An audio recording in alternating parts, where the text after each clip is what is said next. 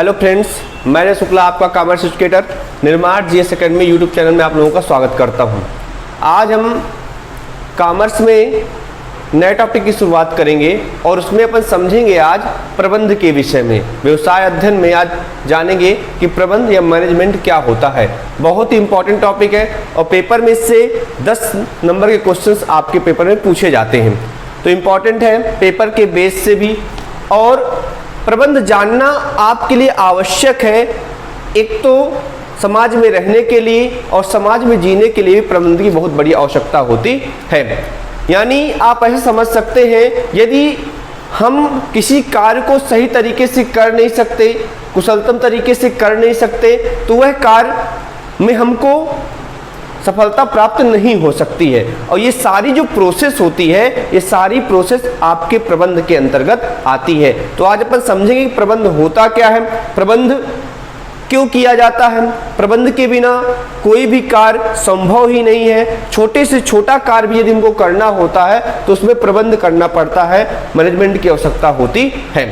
ठीक है, तो आज इसके विषय पर समझेंगे प्रबंध क्या होता है। सबसे पहले अपन जानेंगे प्रबंध या मैनेजमेंट क्या होता है, इसके बाद इसकी प्रकृति के विषय में समझेंगे और इसके बाद अपन इसका महत्व समझेंगे। तीन चीजें मूल रूप से अपन समझेंगे आज समझेंगे अपन प्रबंध के विषय में, इसके बाद इसकी प्रकृति या विशेषताएं, इसके बाद इसके महत्व के विषय में जानेंगे। तो देखिए प्रबंध क्या होता है, इसको पहले अपन समझ लेते हैं। देखिए कोई भी फर्म होती है, जब किसी फर्म को संचालित करना होता है, फर्म को संचालन करने के लिए हमें सबसे ज़्यादा आवश्यकता होती है प्रबंध की। प्रबंध एक ऐसी प्रक्रिया जिसके द्वारा हम पहले से निर्णय लेते हैं कि हमें क्या कार्य करना है, उसके लिए किन किन चीज़ों की आवश्यकता होगी, उस कार्य को किस प्रकार से किया जाएगा, इन सब की पहले से सुनियोजित प्लानिंग क्या कहलाती है, आपकी प्रबंध कहलाता है। मैंने एक परिभाषा यहाँ पास लिखी, उसको अपन समझते हैं ध्यान से कि प्रबंध क्या होता है। देखिए प्रबंध वह प्रक्रिया है जिसमें काम को कुशल एवं प्रभावी ढंग से करने के लिए एक समूह नियोजन, संगठन, नियुक्तिकरण, निर्देशन एवं नियंत्रण को संपन्न किया जाता है। तो इसमें सबसे पहले अपन समझेंगे नियोजन क्या होता है, नियोजन की क्रिया को जानेंगे। नियोजन यानी प्लानिंग क्या होती है। अब देखिए नियोजन का मतलब क्या होता है या प्लानिंग क्या होती है। हमें कोई भी कार्य करना होता है तो कार्य को करने से पहले उसकी एक सुनियोजित योजना होती है कि हमको किस कार्य को किस प्रकार से करना है। जब तक हम किसी कार्य को करने की पहले से योजना तैयार नहीं करते, तब तक उस कार्य को अपन कर ही नहीं सकते हैं। ठीक है, तो नियोजन सबसे प्राथमिक कार्य होता है प्रबंध का, क्योंकि जब तक अपन किसी चीज का प्लान नहीं करते तो तब तक उस लक्ष्य तक अपन पहुंच नहीं सकते। तो सबसे पहला कार्य क्या होता है, नियोजन करना। नियोजन का मतलब हुआ कि जिस कार्य को करना है उसको पहले से योजना बना लेना। ठीक है ना। दूसरा होता है आपका संगठन। संगठन मतलब होता है ऑर्गेनाइजेशन। ऑर्गेनाइजेशन नियोजन करने के बाद दूसरी प्रक्रिया आपकी चालू होती है प्रबंध में, संगठन की। संगठन मतलब अब अपन ने किसी कार्य का नियोजन कर लिया कि इस कार्य को हमें इस प्रकार से करना है, तो उसमें बाद उसकी दूसरे मैटर पे आती संगठन की आवश्यकता होती। संगठन में आपके व्यक्तियों की भी आवश्यकता शामिल होती है। अब मूल रूप से जिन चीज़ों से हमें उत्पादन करना है, जैसे भूमि, लैंड, लेबर, मशीन, इन सब चीज़ों की भी क्या होती है, आवश्यकता होती है। तो ये भी क्या होते हैं, प्रबंध का भाग होते हैं। तो पहले नियोजन, नियोजन के बाद संगठन, संगठन करने के बाद तीसरी प्रोसेस इसमें होती है नियुक्तिकरण। नियुक्तिकरण का मतलब होता है कि किसी भी कार्य को करने के लिए हमें स्पेशल व्यक्तियों की आवश्यकता होती है, जो व्यक्ति उस कार्य में क्या हो, दक्ष हो। ठीक है ना। जैसे मैं आपके स्कूल का एग्जाम्पल लूँ तो स्कूल में क्या होता है, यदि हमें किसी स्कूल का संचालन करना है तो स्कूल के संचालन करने के लिए सबसे पहले हमें एक नियोजन की आवश्यकता होगी, प्लान करना पड़ेगा कि स्कूल का संचालन अपन किस प्रकार से करेंगे। इसके बाद दूसरी प्रोसेस में हमें संगठन की आवश्यकता होगी। संगठन में मूल रूप से आपकी भूमि, भवन, ये सारी चीजों की आवश्यकता होगी। दूसरी मूल रूप से आवश्यकता होगी व्यक्तियों की आवश्यकता होगी, क्योंकि बिना व्यक्तियों के वो कोई भी कार्य संभव नहीं है। इसके बाद नियुक्तिकरण। भाई यदि किसी कार्य को करना है तो हर व्यक्ति को उसमें एक्सपर्ट होना चाहिए। जैसे अपन विद्यालय का एग्जाम्पल लेके चल रहे हैं, तो यदि किसी व्यक्ति को जीव विज्ञान पढ़ाना है तो उसको जीव विज्ञान में दक्ष होना चाहिए या पढ़ा हुआ होना चाहिए, ठीक है ना। किसी को कॉमर्स पढ़ाना है तो उसे कॉमर्स से पहले क्वालिफाइड होना चाहिए। तो मतलब जो व्यक्ति जिस कार्य में दक्ष है उसको उस जगह पर क्या कर देना, भेज देना या उससे कार्य करवाना। ये क्या कहलाती है, आपको नियुक्तिकरण की प्रोसेस कहलाती है। इसके बाद अगली प्रोसेस होती है निर्देशन। निर्देशन का मतलब होता है डायरेक्शन। नियुक्तिकरण करने के बाद अगली प्रोसेस होती है आपके प्रबंध में निर्देशन, डायरेक्शन देना कि हमें जिस कार्य को कर रहे हैं उस कार्य को किस प्रकार से करना है, ठीक है। जब तक निर्देशन का कार्य नहीं होगा तब तक हम उस कार्य को सही एवं प्रभावी ढंग से संचालित नहीं कर सकते हैं। इसके बाद अगली प्रोसेस होती है नियंत्रण।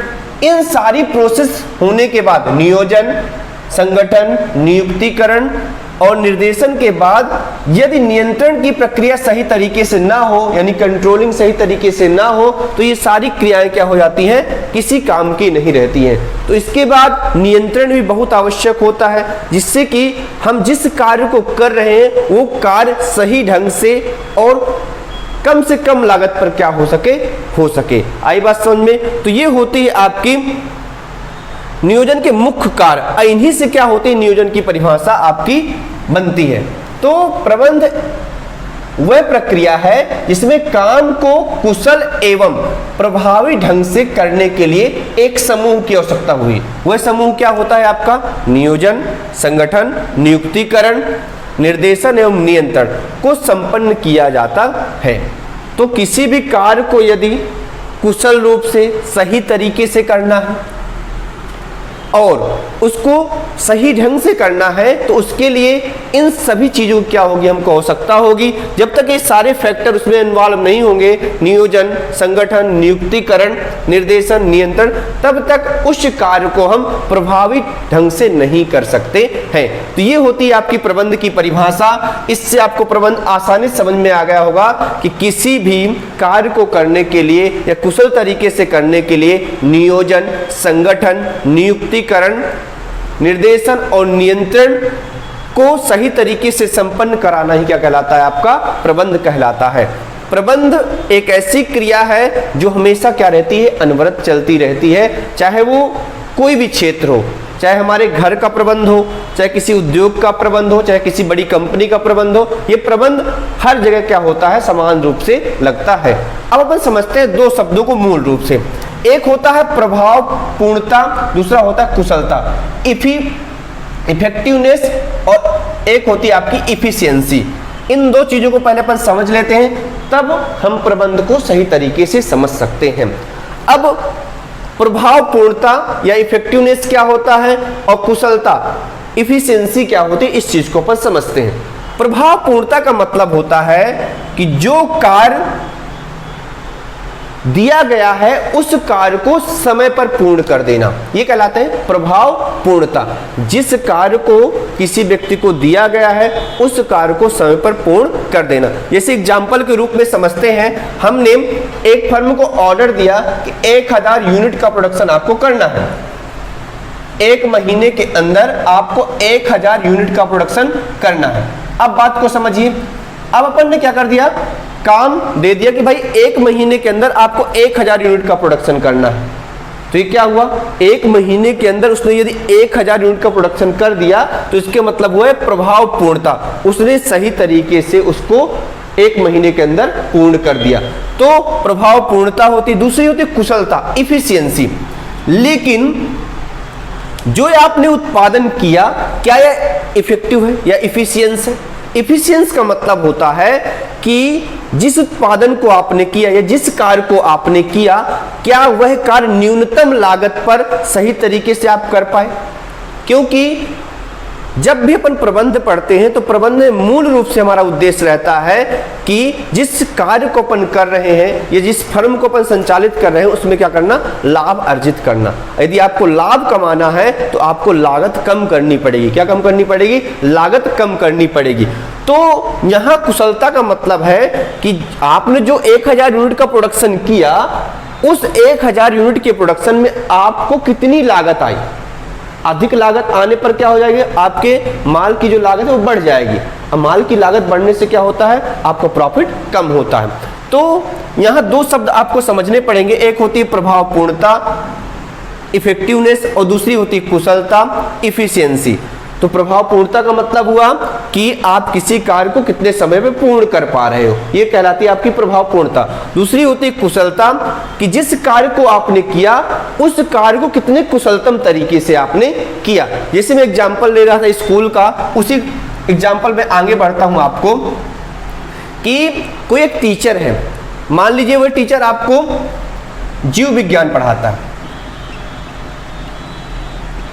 अब उस टीचर ने आपका कोर्स तो समय पर कंप्लीट कर दिया, लेकिन क्या उसने आपको सही तरीके से पढ़ाया, कुशलतम तरीके से पढ़ाया?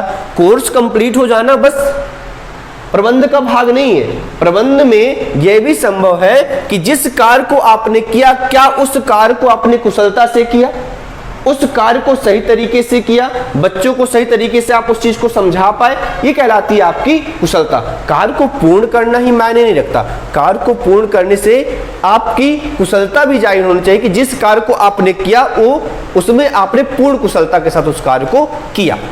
तो ये चीजें होती है दो, एक होती है प्रभावपूर्णता, दूसरी होती है आपकी कुशलता, इफेक्टिवनेस, और दूसरी इफिशियंसी। इसके बाद पर समझते हैं प्रबंध की विशेषताएं या कैरेक्टरिस्टिक्स ऑफ मैनेजमेंट। अब प्रबंध की कौन कौन सी विशेषताएं होती है उस चीज को अपन समझते हैं। देखिए, प्रबंध में सबसे पहली विशेषता आपकी होती है प्रबंध उद्देश्य प्रधान प्रक्रिया है। यहां उद्देश्य शब्द को समझिए, गोल ओरिएंटेड। अब उद्देश्य या गोल, जब तक हम किसी कार्य को करने के लिए कोई उद्देश्य तैयार नहीं करते या कोई गोल तैयार नहीं करते, तब तक उस कार्य को हम सही तरीके से या प्रभावी तरीके से संचालित नहीं कर सकते, वो उस कार्य को नहीं कर सकते। इसलिए किसी भी कार्य को करने से पहले हमें सबसे महत्वपूर्ण चीज आवश्यकता होती है, वह होती है उद्देश्य की। जब तक हम कोई लक्ष्य या उद्देश्य नहीं बनाते तब तक उस कार्य तक अपन पहुंच ही नहीं सकते। जैसे एग्जाम्पल के रूप में बात करूं, यदि कोई बच्चा उद्देश्य बना के पढ़ रहा है कि भाई मेरे को 95% रिजल्ट लाना है, तो वह उस कार्य को बहुत इफिशिएंट तरीके से करेगा, उस पर पूरा ध्यान करेगा। और जिस बच्चे कोई उद्देश्य ही नहीं है, केवल पढ़े जा रहा है, तो उसके उतने अच्छे परसेंटेज नहीं आएंगे, क्योंकि बिना उद्देश्य के या बिना लक्ष्य की जिंदगी क्या होती है, नर्क के समान होती है, क्योंकि हमने कोई लक्ष्य बनाया ही नहीं। और जब लक्ष्य को बनाया ही नहीं तो उसको प्राप्त करने की हमारे अंदर वो संभावनाएं ही नहीं है। तो हमेशा क्या करें, प्रबंध कहता है कि हमेशा कोई ना कोई उद्देश्य बनाकर कार्य करें, जिससे क्या हो सके, आप उस कार्य को आसानी से कर सके। तो प्रबंध उद्देश्य प्रधान प्रक्रिया है। प्रबंध एक ऐसी प्रक्रिया है जिसमें अपन गोल पहले से सेट कर लेते हैं और फिर उस गोल के लिए क्या करते हैं, कार्य करते हैं, उद्देश्य के लिए कार्य करते हैं। अगली प्रक्रिया होती है आपकी, प्रबंध एक सामूहिक क्रिया है। सामूहिक क्रिया का मतलब क्या होता है, इस चीज को समझिए। मैंने आपको एक शब्द पढ़ाया था, संगठन, ऑर्गेनाइजेशन।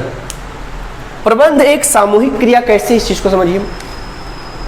प्रबंध में जब तक कोई समूह कार्य नहीं करेगा, कोई संगठन कार्य नहीं करेगा, तब तक उस कार्य को हम सही तरीके से संचालित नहीं कर सकते हैं। जैसे स्कूल की ही बात लेते हैं, स्कूल में जितना भी संगठन रहता है, टीचर्स का स्टाफ रहता है, प्रिंसिपल्स रहते हैं, ठीक है, तो जब तक ये सारे लोग सही तरीके से कार्य नहीं करेंगे तब तक हम निर्धारित लक्ष्य तक पहुंच नहीं सकते। प्रबंध का मूल उद्देश्य होता है कि जिस कार्य को हम कर रहे हैं उसके जिसको लक्ष्य को अपन ने बनाया है उस लक्ष्य तक पहुंच सके। तो लक्ष्य तक पहुंचने के लिए हमें एक समूह की आवश्यकता होती है, और वह समूह जब तक नहीं होगा सही तरीके से, तब तक हम लक्ष्य तक पहुंच नहीं सकते हैं। तो प्रबंध एक सामूहिक क्रिया है, मतलब सभी के द्वारा जब धीरे धीरे क्या होता है, कार्य किया जाता है, सभी मिलजुल कर कार्य करते हैं, समन्वय बनाकर कार्य करते हैं, तभी हम क्या कर सकते हैं, किसी लक्ष्य को प्राप्त कर सकते हैं, सही तरीके से उसका प्रबंध कर सकते हैं। इसके बाद अगली प्रोसेस होती है आपकी, प्रबंध एक सतत प्रक्रिया है। सतत प्रक्रिया या सतत क्रिया का मतलब क्या होता है, ये कंटिन्यूअस प्रोसेस है, ये हमेशा चलती रहती है, ये कभी समाप्त नहीं होती है। प्रबंध एक सतत प्रक्रिया है, ये हमेशा चलती रहती है, डायरेक्ट या इनडायरेक्ट रूप से हर व्यवसाय में क्या रहती है, संचालित रहती है। यदि आप बच्चे की ही बात करें, कोई बच्चा 9th क्लास में पढ़ रहा है, तो उसकी 9th क्लास की प्लानिंग होगी, प्रबंध होगा, सही तरीके से करना पड़ेगा। जैसे ही 9th क्लास पास हो जाएगा तो उसको 10th क्लास का प्रबंध सही तरीके से करना पड़ेगा। तो ये प्रोसेस क्या होती रहती है, हमेशा चलती रहती है, ये प्रोसेस कभी समाप्त नहीं होती है। तो प्रबंध क्या होती है, एक सतत प्रक्रिया होती है जो निरंतर अनवरत हमेशा क्या होती रहती है, चलती रहती है, चाहे वो हमारे घर में हो, चाहे किसी उद्योग में हो, चाहे किसी कंपनी में हो, ये कभी बंद नहीं होती है। इसके बाद अगला पॉइंट है आपका, प्रबंध सर्वव्यापक है। प्रबंध सर्वव्यापक कैसे है, मैंने बताया कि प्रबंध एक ऐसी क्रिया है जो हर जगह व्याप्त है, चाहे वो हमारा घर हो, चाहे विद्यालय हो, चाहे कोई छोटी चीज, छोटी फर्म क्यों ना हो, प्रबंध हर जगह क्या होता है, आवश्यक होता है। बिना प्रबंध के कोई भी कार्य का संचालन नहीं किया जा सकता, या बिना मैनेजमेंट के कोई भी कार्य पर संचालित नहीं कर सकते हैं। तो किसी भी कार्य को चलाने के लिए क्या होता है, हमें प्रबंध की आवश्यकता होती है। अब बिना प्रबंध के कोई कार्य हो नहीं सकता, चाहे आप सामाजिक क्षेत्र देख लीजिए, चाहे आप आर्थिक क्षेत्र देख लीजिए, चाहे आप राजनीतिक क्षेत्र देख लीजिए, सब जगह किसकी आवश्यकता होती है, आपकी प्रबंध की आवश्यकता होती है। बिना प्रबंध के किसी कार्य को आप कुशलतम रूप से कर ही नहीं सकते हैं। तो ये हुआ आपकी चौथी विशेषता, प्रबंध सर्वव्यापक है। मैं मूल रूप से आप लोगों को 4 विशेषताएं बता चुका हूं। पहला, प्रबंध उद्देश्य प्रधान प्रक्रिया है। जब तक अपन कोई उद्देश्य नहीं बनाएंगे तब तक अपन किसी क्रिया को कर ही नहीं सकते हैं। इसके बाद प्रबंध सामूहिक क्रिया है, इसमें सभी लोगों की आवश्यकता होती है, सब मिलजुल कर क्या करते हैं, किसी कार्य को पूर्ण करने के लिए कार्य करते हैं। प्रबंध एक सतत प्रक्रिया है, मैंने बताया प्रबंध की प्रक्रिया जो है हमेशा चलती रहती है, संचालित रहती है, ये कभी बंद नहीं होती। प्रबंध सर्वव्यापक है, हर जगह व्याप्त है, मैंने बताया चाहे राजनीतिक क्षेत्र हो, चाहे सामाजिक क्षेत्र हो, चाहे कोई कंपनी हो, कोई फर्म हो, कोई उद्योग हो, हर जगह क्या होता है, प्रबंध की प्रक्रिया संचालित रहती है। इसके बाद होता है सार्वभौमिक प्रक्रिया। सार्वभौमिक प्रक्रिया का मतलब होता है प्रबंध हर जगह क्या रहता है, व्याप्त रहता है। आप छोटे से छोटा कार्य भी करते हैं, उसमें भी क्या होता है, प्रबंध जुड़ा होता है। यदि हमें घर में कोई भी कार्य करना है छोटे से छोटा, तो उसके लिए भी पहले हमको प्लानिंग करनी पड़ती है, फिर उसके बाद संगठन की आवश्यकता होती है, नियुक्तिकरण की आवश्यकता होती है। ये सारी प्रोसेस क्या होती है, चलती रहती है। भले वो प्रोसेस हमारे दिमाग में पहले से बैठ गई हो तो सोचना ना पड़े, पर वह प्रोसेस हमेशा क्या होती रहती है, चलती रहती है। तो ये क्या होती है, सार्वभौमिक प्रक्रिया है। और प्रबंध एक सामाजिक क्रिया है। सामाजिक क्रिया का मतलब हुआ, मैंने बताया कि प्रबंध हर जगह व्याप्त रहता है, चाहे वो कोई भी क्षेत्र हो। समाज में रहने के लिए जिस वस्तु का उत्पादन किया जा रहा है, उस वस्तु को हम बेचते कहाँ हैं, वस्तु समाज में ही बिकती है, और हर व्यक्ति कहीं ना कहीं किससे जुड़ा होता है, समाज से जुड़ा होता है। तो समाज से जुड़ने के कारण प्रबंध क्या होती है, एक ऐसी क्रिया कहलाती है, सामाजिक क्रिया कहलाती है, कि प्रबंध हर जगह समाज में क्या रहती है, व्याप्त रहती है। तो ये रही आपकी विशेषताएं किसकी, प्रबंध की। प्रबंध में कौन कौन सी विशेषताएं मूल रूप से पाई जाती हैं। पहला बताया मैंने, प्रबंध उद्देश्य प्रधान प्रक्रिया है। दूसरा मैंने आप लोगों को बताया प्रबंध एक सामूहिक क्रिया है। तीसरा बताया प्रबंध एक सतत क्रिया है। चौथा प्रबंध सर्वव्यापक क्रिया है। पांचवा सार्वभौमिक प्रक्रिया है। और छठवां प्रबंध एक सामाजिक क्रिया है। तो ये रही बात किसकी, प्रबंध की विशेषताओं की, ये प्रबंध की प्रकृति के विषय में अपन ने जान लिया। अब समझते हैं प्रबंध का महत्व, इंपॉर्टेंस ऑफ मैनेजमेंट। प्रबंध का क्या महत्व होता है। महत्व का मतलब यहाँ ये है कि हमारे जीवन में किस प्रकार से लाभदायक है, इंपॉर्टेंस इसके क्या क्या हो सकते हैं। तो पहली इसमें इंपॉर्टेंस है आपकी न्यूनतम प्रयत्नों द्वारा अधिकतम परिणामों की प्राप्ति के लिए, या आप इसको ऐसा कह सकते हो कि न्यूनतम लागत पर अधिकतम उत्पादन की प्राप्ति के लिए। ठीक है, तो होता क्या है, प्रबंध में मूल रूप से यह देखा जाता है कि जिस कार्य को अपन कर रहे हैं उसको कम से कम लागत पर तैयार करें। कम से कम लागत का मतलब होता है कि कम से कम पैसे पर उसको अच्छे से अच्छा अपन बना सके। तो यही बोला गया है कि न्यूनतम प्रयत्नों द्वारा, हम कम से कम प्रयत्न करें द्वारा अधिकतम परिणामों की प्राप्ति के लिए, और अधिक से अधिक क्या हो, हमको परिणाम की प्राप्ति हो। ये क्या कहलाती है, आपकी प्रबंध।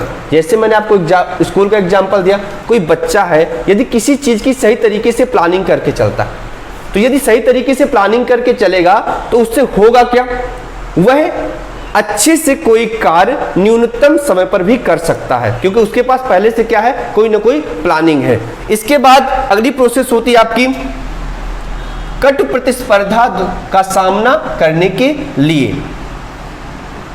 कट प्रतिस्पर्धा क्या होती है, इसको बोलते हैं गला काट प्रतियोगिता, कट थ्रोट कंपटीशन बोला जाता है इंग्लिश में।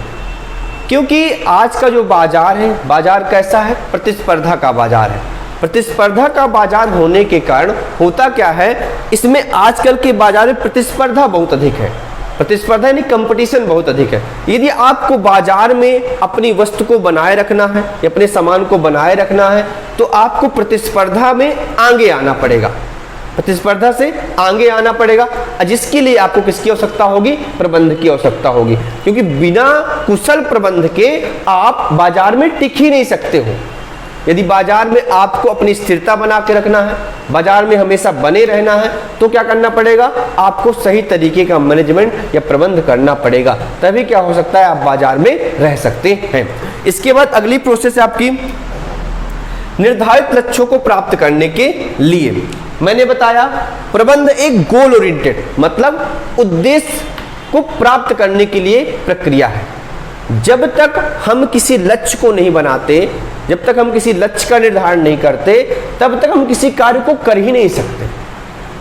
तो लक्ष्य को प्राप्त करने के लिए किसकी आवश्यकता होती है, आपको प्रबंध की आवश्यकता होती है। जब तक आप किसी लक्ष्य का निर्धारण सही तरीके से नहीं करते, तब तक आप किसी प्रबंध को सही तरीके से प्रबंध का संचालन नहीं कर सकते। तो लक्ष्य की प्राप्ति के लिए किसकी आवश्यकता होती है, प्रबंध के संचालन की आवश्यकता होती है। इसके बाद आपकी अगली प्रक्रिया है उद्देश्यों का निर्धारण करने के लिए। उद्देश्य, जो उद्देश्य अपन ने बनाए हैं कि इस कार्य को हमें किस प्रकार से करनी है, इस कार्य को करने के लिए उसमें अपन पहले से क्या करते हैं, जो उद्देश्य बना के रखे कि ये उद्देश्य हमको प्राप्ति करनी है प्रबंध के द्वारा, तो ये इसके लिए भी हमको किसकी आवश्यकता होती है, प्रबंध की आवश्यकता होती है। बिना मैनेजमेंट के हम किसी उद्देश्य की प्राप्ति कर ही नहीं सकते। तो उद्देश्य के बाद, उद्देश्य को आप लक्ष्य ही समझ सकते हैं। जब तक आपके कोई उद्देश्य नहीं होंगे किसी कार्य को करने के पीछे, तब तक आप उस कार्य को सही तरीके से करोगे नहीं, जिसमें आपको किसकी आवश्यकता पड़ेगी, प्रबंध की आवश्यकता पड़ेगी। इसके बाद आपका लास्ट पॉइंट है नीतियों का निर्धारण करने के लिए। नीतियों के निर्धारण करने के लिए कैसे, नीतियों के निर्माण करने के लिए कैसे, आप जब किसी चीज का सही तरीके से प्रबंध करते हैं, मैनेजमेंट करते हैं, तो उसमें आप नीतियां बनाते हैं। क्या बनाते हैं, नीतियां बनाते हैं, पॉलिसी बनाते हैं कि भाई हमें किसी कार्य को करना है, इस कार्य को करने के लिए कितनी पैसे की आवश्यकता होगी, उसके लिए पहले से नीतियां बनाई जाती हैं कि इस कार्य को हम किस प्रकार से करेंगे ताकि हम सही तरीके से अपने लक्ष्य तक पहुंच सके। तो लक्ष्य के प्राप्त करने के लिए किसका निर्माण किया जाता है, नीतियों का निर्धारण किया जाता है, ताकि हम उस समुचित लक्ष्य तक एक अथक परिश्रम से पहुंच सके, जिससे मैनेजमेंट या प्रबंध की बहुत बड़ी आवश्यकता होती है। बिना प्रबंध के हम किसी भी नीति को सही तरीके से निर्धारित नहीं कर सकते। तो प्रबंध हर जगह व्याप्त एक ऐसी प्रक्रिया है जिसके बिना किसी कार्य का संचालन नहीं किया जा सकता है। तो प्रबंध एक ऐसी प्रक्रिया जो अनवरत हर जगह क्या होती रहती है, चलती रहती है। तो ये अपन ने समझ लिया मुख्य रूप से दो चीजें। एक समझा अपन ने प्रबंध की विशेषताएं कौन कौन सी होती हैं, मैंने आप लोगों को समझा दिया कि प्रबंध की विशेषताओं में मूल रूप से मैंने 6 विशेषताएं बताई। इसके बाद भी बहुत सारी विशेषताएं होती हैं, वो आप लोग अपनी किताब से पढ़ लीजिएगा। इसके बाद प्रबंध के महत्व के विषय में बताया कि प्रबंध का महत्व हमारे लिए क्यों आवश्यक है, क्योंकि बिना प्रबंध के हम किसी कार्य को कर भी नहीं सकते हैं। इसके बाद अपन ने जाना कि प्रभावपूर्णता और कुशलता क्या होती है। प्रभावपूर्णता मैंने आप लोगों को बताया कि किसी कार्य को पूर्ण करना है, पर प्रभावपूर्णता में किसी कार्य को पूर्ण करना बस शामिल नहीं है। यदि उस कार्य को आप कुशलतम तरीके से नहीं करते हैं तो वहां तक आप लक्ष्यों तक पहुंच नहीं सकते। इसके बाद अपन ने समझा था प्रबंध होता क्या है। तो इन सारी प्रोसेस को समझने के बाद अपन अगले लेक्चर में समझेंगे कि प्रबंध को कितने भागों में बांटा गया है, उच्च प्रबंध क्या होता है, निम्न प्रबंध क्या होता है, और इसके बाद अपन समझेंगे प्रबंध का क्या क्या महत्व है। तो आज के लिए इतना ही, मिलते हैं अगले लेक्चर में, तब तक के लिए नमस्कार।